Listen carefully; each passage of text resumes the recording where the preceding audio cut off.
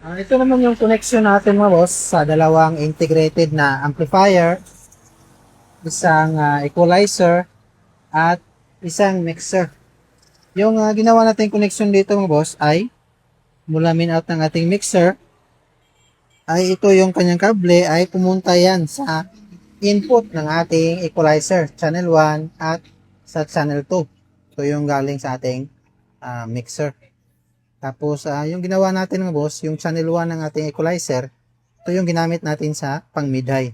Ito yung gamit natin na kable ay female XLR to RCA. Ito yung pumunta sa ating pang mid-high na amplifier mga boss. Ito yung nasa taas. Tapos sa channel 2 mga boss, ginawa natin itong pang sub. Ang gamit pa rin natin ay female XLR to RCA. Yan, ito yung pumunta sa ating pangalawang amplifier na pang sub. Nag-input siya dito. Yan lang yung kadali yung sa ginawa nating connection mga boss. Sa mga nagtatanong naman sa kung walang gamit na equalizer ay ito tagalin natin mga boss. Tanggalin natin yung connection. Meron kasing nagtanong mga boss na paano kung walang equalizer.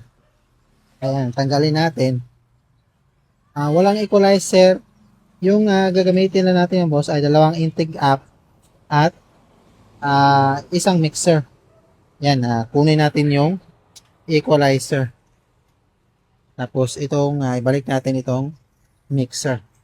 Yan.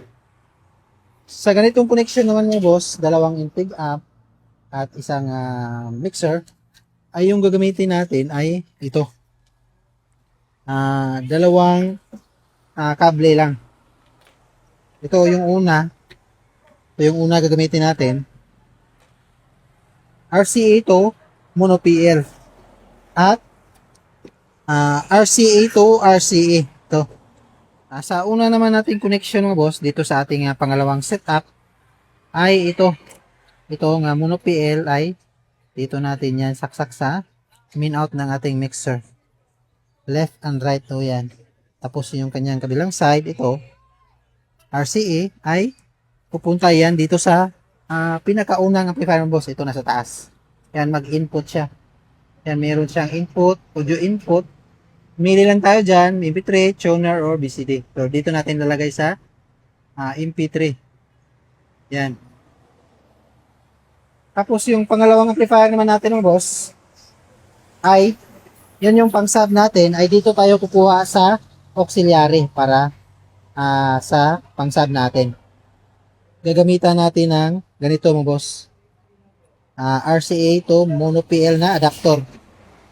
Saksak natin yan dyan sa auxiliary.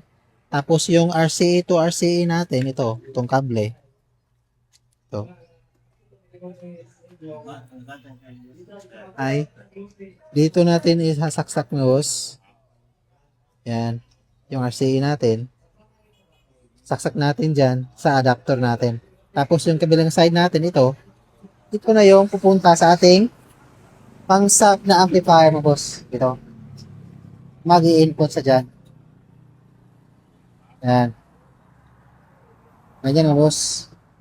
Ganyan lang yung pag-connection natin boss dito sa dalawang amplifier at isang mixer.